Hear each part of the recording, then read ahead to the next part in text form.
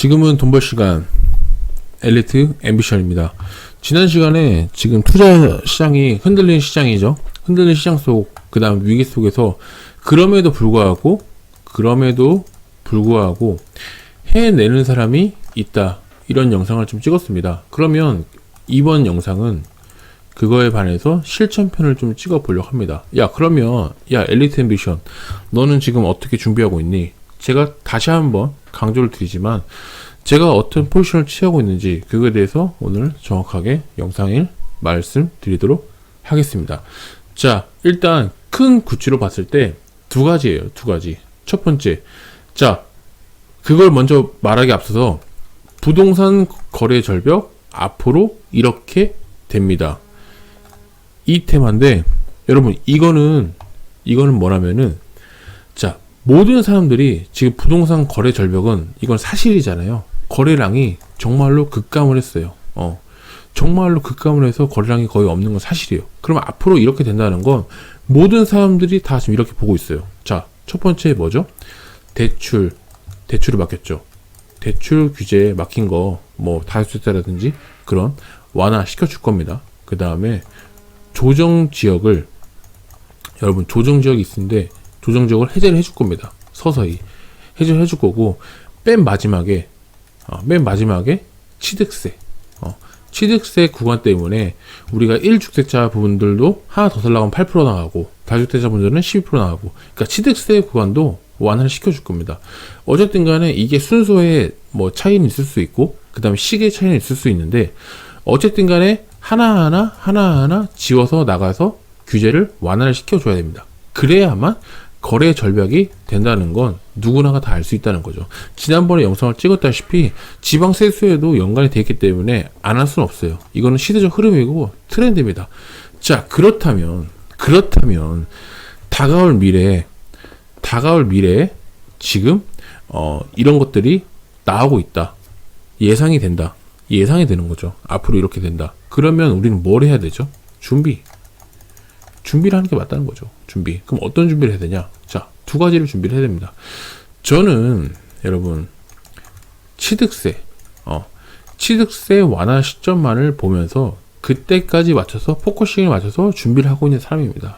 그래서 기존에 갖고 있던 것들, 뭐 보유하고 있는 거는 그대로 보유하고, 팔아야 될 물건들은 지금 물건을 내놔서 지금 정리를 하고 있습니다.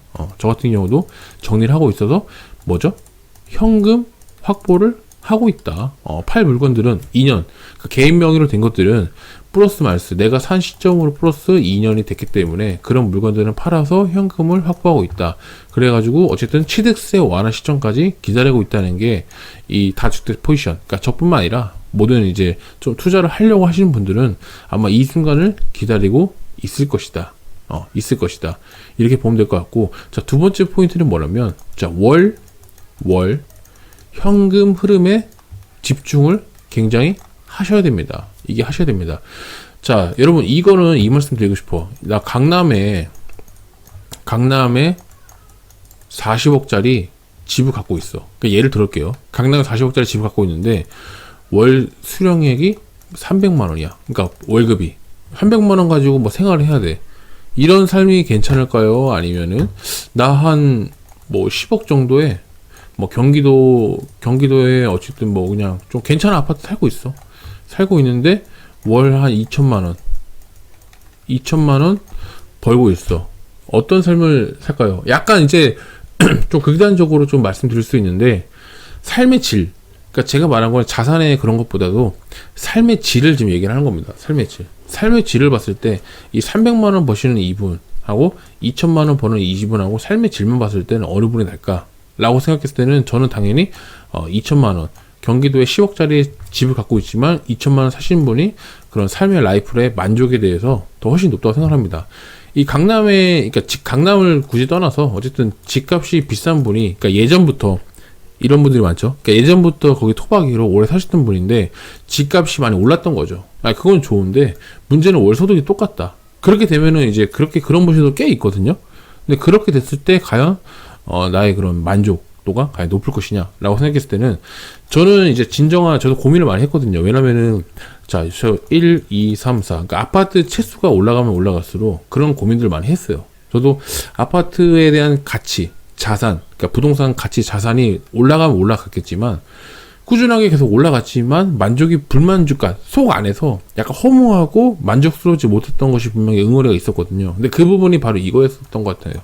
월 현금 흐름이 기본적으로 뭐 1,000원 그냥 무조건 넘어야 되고 한 2,000, 3,000 정도 이상 찍어줘야 그래도 내가 좀 사람답게 살고 좀 가격표 안 보고 그 다음에 뭐 내가 뭐 그냥 뭐 남부럽지 않게 그냥 어디 가서 꿀리지 않을 정도 그 정도 되는 삶이 요즘 시장에서는 이 정도 돼야 이 정도는 좀 벌어줘야 좀 그렇게 되지 않을까. 왜냐하면 그래서 진짜 찐으로 가기 위해서는 이런 이제 뭐 집 가치 당연히 좋아야겠죠. 좋고 그 다음에 내가 월 소득 이 정도 돼야겠다. 2, 3천 정도 이상 월 벌어줘야 혼자서 그렇게 가야 두 가지 동시가 모두 만족이 돼야 정말로 찐 부자가 돼야 된다. 자, 그러면 다시 본론으로 갔을 때, 자, 두 번째는 제가 말씀드린 게 월 현금 흐름이었죠.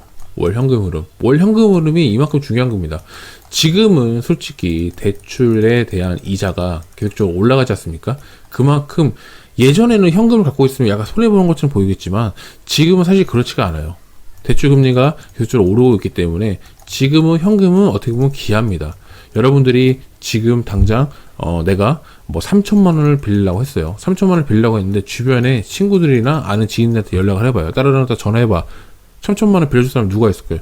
10분 중에 한 분 있을까 말까 합니다. 한 분 있을까 말까. 진짜로. 3천만 원이 그러니까 돈을 안 빌려주는 것도 있지만 3천만 원이 없으신 분도 태반입니다. 그만큼 현금을 잘 갖고 있잖아요. 왜냐면은 뭐 주식이라든지 어디에다 태워놨어요. 뭐 아파트라든지 다 태워놨기 때문에 그렇게 갖고 있기가 쉽지가 않다. 진짜로. 그래서 현금의 중요성이 더더욱 중요해지는 시점. 그래서 월 현금 흐름도 만들어야 됩니다. 이거는 제가 계속 강력하게 주장을 하고 포인트를 대는 부분이에요. 솔직히 돈 벌 수 있는 방법은 무궁무진하게 많습니다. 무궁무진하게 많고 제가 간단하게 돈을 왜 벌어야 되는지 여러분 직장인이 월급 받아가지고 생활하죠. 근데 이게 되게 안정적으로 보일 수 있어요. 1일부터 30일까지 내가 시간만 지나면 다음 달 월급일에 꼬박꼬박 월급이 나오지 않습니까? 근데 안정적으로 보일 수 있는데 여러분 직장인들이라면 다들 이거 공감하실 거예요. 1일부터 30일까지 내가 출근해서 퇴근하고 하지만 이게 순탄하게 흘러가나요? 그러니까 무슨 얘기냐면 업무 우리가 9시부터 6시까지 업무를 한다고 치면 그게 순탄하게 가나요? 모든 가정들이? 아니잖아요. 그때 당시에 뭐 회의도 하고 보고도 해야 되고 뭐 사건 변수 터지고 업무 뭐 밀려나는 업무 뭐 있고 루틴대로 하는 것도 있고 막 그때 막 상황이 막 급박해지고 막 그런 거 많잖아요. 막 그 이슈들이 많고 그때 막 터지는 게 많단 말이에요. 막 갑자기 막 휙 일거리가 몰아치는 경우도 있고 무슨 말인지 아실 거예요. 순탄치 않다. 이 월급 받는 자체가 안정적으로 보이지만 어떻게 보면 약간 낭떠러지에서 그냥 진짜 어떻게 가는 것처럼 위험하다. 항상 어떻게 보면 항상 심리적으로 그러니까 남들이 봤을 때는 그걸 못 느끼겠지만 실제로 내가 일을 하고 있으면서 야 내가 이걸 언제까지 할 수 있을까? 라는 생각을 분명히 한 번쯤은 해봤을 거라고 저는 자신 있게 얘기할 수 있다는 거죠. 그렇다면 플러스 월급으로 월급 외로 할 수 있는 걸 반드시 찾아야 되는 게 맞다는 거죠. 그거 고민해야 돼요. 진짜로. 근데 방법은 많아요. 이 방법에 대해서는 제가 나중에 저는 좀 돈을 어떻게 벌고 있는지 어떤 형식으로 벌고 있는지 초보자도 어떻게 하면 할 수 있는지 그 방법은 나중에 또 찍는데 구체적인 방법 나중에 찍기로 하고 어쨌든 간에 정당성에 대해서 얘기를 하는 거예요. 정당성. 어쨌든 부동산 거래 절벽에서 여러분들이 할 수 있는 게 뭐가 있냐는 거죠. 없어요. 사실상 내가 갖고 있는 물건 팔아가지고 물건을 갖고 있는 팔면 현금으로 나오고 다시 대응하고 그거밖에 없는 거예요. 어떻게 보면 예측과 대응 그거밖에 할 게 없단 말이에요. 맞잖아요. 근데 지금 여러분들이 할 수 있는 건 뭐냐면 월 현금, 그러니까 돈을 쌓아놓을 수 있다는 거죠. 현금으로 만들어서 돈을 모아서 여러분들 돈을 모아가지고 대비를 할 수 있다는 거죠. 위기에 대한 대비, 내가 어떤 변수에 대한 대비를 할 수가 있다는 거죠. 되게 변수 많습니다. 투자를 하다 보면 되게 변수가 많다는 거, 그거 좀 알아주셨으면 좋겠어요. 그거에 대해서 대응 관리가 안 돼 있으면 여러분 뭐 예를 들면 역전세라든지 아니면 뭐 보일러 수리라든지 뭐 등등 모든 변수에 대해서 대응이 안 된다는 거. 투자는 항상 리스크가 존재를 합니다. 그 어느 하나 여러분 편이 돼줄 사람은 없어요. 자기 자신만이 여러분을 지킬 수가 있는 것이지 누구 하나 뭐 여러분이 뭐 힘들다고 해서 누가 하나 알아주고 들어주고 여러분 위로해주고 그렇다는 거 실질적으로 없다는 거 좀 알아주셨으면 좋겠어요.